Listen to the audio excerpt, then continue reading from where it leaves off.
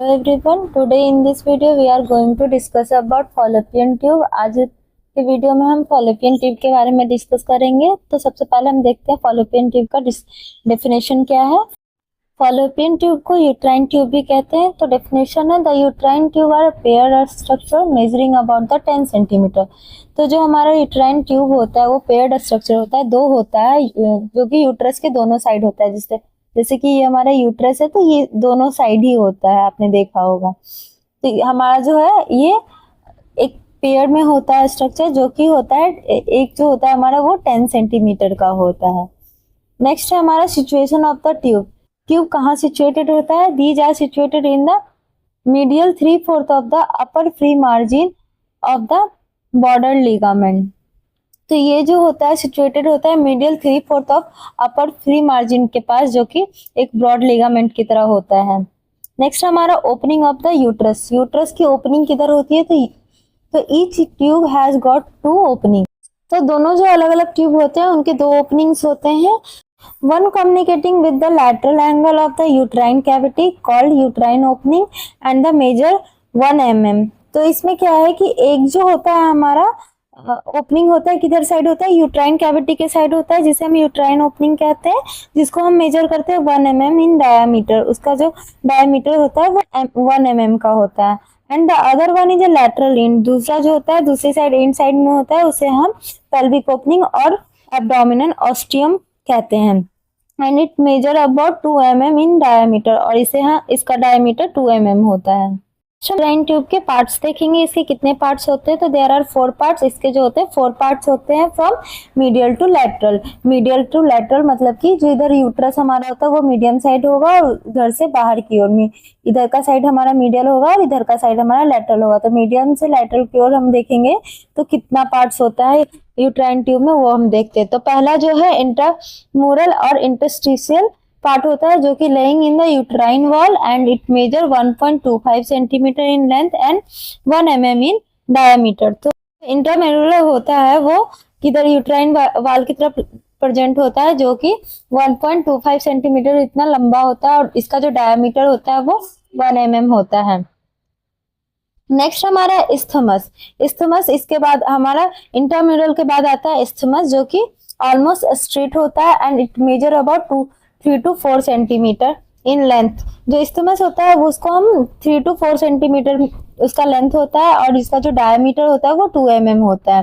Then third part हमारा आता है वो होता है ampulla. Tortuous part of the measures about 5 centimetre in length which lead to इनफंडिबुलम्स।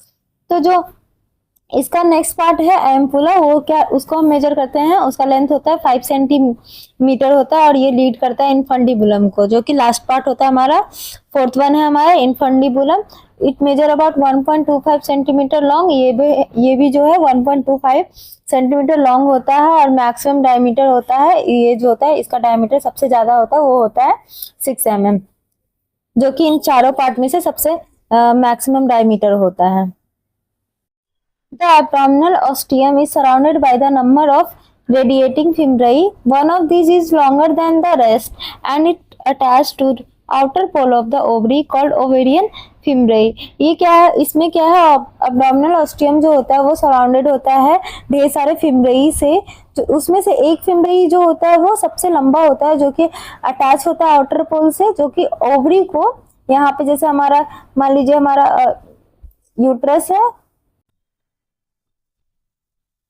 और ये इस तरीके से हमारा, तो यहाँ पे जो हमारा ओवरी होता है यहाँ पे आपने देखा होगा कि फिंगर लाइक स्ट्रक्चर्स होते हैं यहाँ पे। तो उसमें से एक जो होता है वो सबसे ज्यादा लंबा होता है, जो कि इसको आउटर पोल से ओवरी को कनेक्ट करता है। उसी को हम ओवेरियन फिम्ब्रेई कहते हैं, जो कि कैरी करता है ओविम को। जब हमारे ओवरी से ओविम रिलीज होता है तो वही फिम्ब्रेई जो सबसे ज्यादा लंबा होता है वो क्या करता है, ओविम को कैरी करता है from ovary to uterine tube में। नेक्स्ट हम देखेंगे स्ट्रक्चर। हमारा जो फॉलोपियन ट्यूब होता है उसका क्या स्ट्रक्चर होता है। तो ये क्या करता है, कंसिस्ट करता है 3 लेयर्स को। जो हमारा यूट्राइन ट्यूब होता है वो 3 लेयर को कंसिस्ट करता है, जिसमें पहला होता है हमारा सीरस। सीरस क्या होता है, consist of peritoneum and all side. Serous जो है पेरिटोनियम को सभी साइड से पेरिटोनियम को कंसिस्ट करता है। दूसरा हमारा जो आता है लेयर वो मस्कुलर होता है, जो कि अरेंज होता है 2 लेयर्स में। आउटर लेयर जो हमारा होता है वो लॉन्गिट्यूडनल वे में होता है, और जो इनर लेयर होता है वो हमारा सर्कुलर होता है। देन थर्ड हमारा जो है म्यूकस मेम्ब्रेन होता है। सबसे लास्ट अंदर का जो लेयर होता है वो line by the columnar epithelium से बना होता है, पार्शियली सिलेटेड होता है, which is throne into the longitudinal folds. ये जो है लॉन्गिट्यूडनल फोल्ड्स में फैला हुआ रहता है। नेक्स्ट हम देखेंगे इसके फंक्शंस को। तो इसका फंक्शन क्या होता है? The normal function of uterine tube is a convey the ovum from the ovary to the uterus. इसका जो नॉर्मल फंक्शन है वो क्या है कि इसका काम है ओवियम को ओवरी से कन्वे करके यूट्रस तक पहुंचाने का। It also provide the site where the fertilisation occur. Fallopian tube क्या है, एक साइट प्रोवाइड कराता है जहाँ पे फर्टिलाइजेशन होता है, उस पार्ट को हम एम्बुलरी पार्ट कहते हैं। But in some case, journey of ovum may be arrested at any point, and if such an ovum are fertilized, an ectopic pregnancy occur. तो कभी कभी क्या होता है कि जब हमारा जो ओव्यूम होता है वो ट्रांसफर होता है ओवरी से यूट्रस के लिए, तो फॉलोपियन ट्यूब में क्या होता है, अरेस्ट हो जाता है, मतलब वहाँ पे फंस जाता है। तो क्या होता है, फर्टिलाइजेशन जो है उसी में फॉलोपियन ट्यूब में ही हो जाता है, जिसको हम एक्टोपिक प्रेगनेंसी कहते हैं। It may rupture the tube, hence require emergency surgery.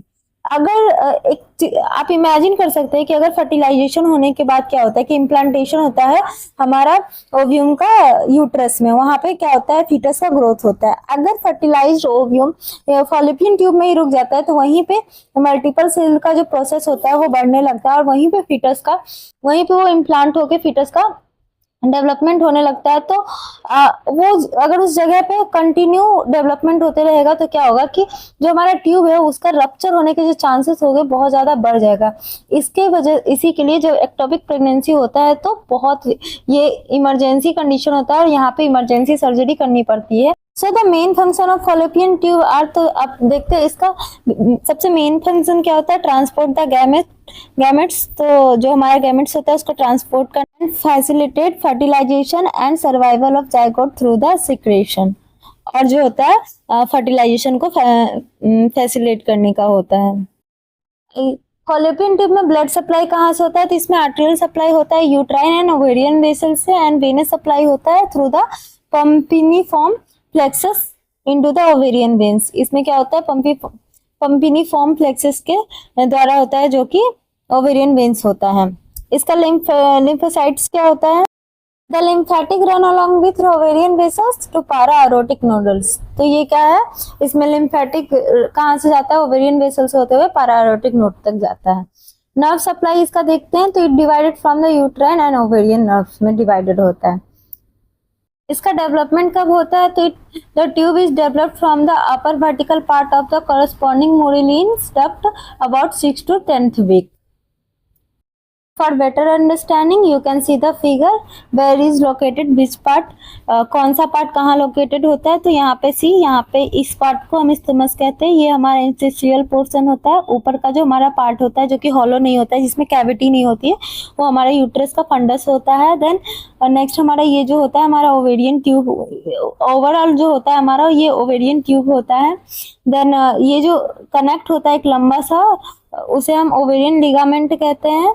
Then ovarian entering tube यहाँ पे होता है। उसके बाद ये जो हमारा ओवेरियन फॉलिकल्स है ये हमारा ओवरी है। देन नीचे का ये जो पार्ट होता है सर्विक्स है, and this one is vagina. So आज के इस वीडियो में हमने फॉलोपियन ट्यूब के बारे में पढ़ा, जिसमें कि हमने देखा फॉलोपियन ट्यूब के डेफिनेशंस, उसके पार्ट्स, उसके structure and functions, and blood supply ovarian tube में कौन कौन से होते हैं। तो ओवरऑल हमने पूरा फॉलोपियन ट्यूब को पूरा डीपली पढ़ा है। आई होप कि आपको समझ में आया होगा, और अगर आपको मेरे वीडियोस अच्छा लगता है और समझ में आता है तो प्लीज़ मुझे फॉलो कीजिए, वीडियो को लाइक कीजिए, और इसी तरीके के वीडियो के लिए हमसे कनेक्टेड रहिए। आज के लिए थैंक यू सो मच।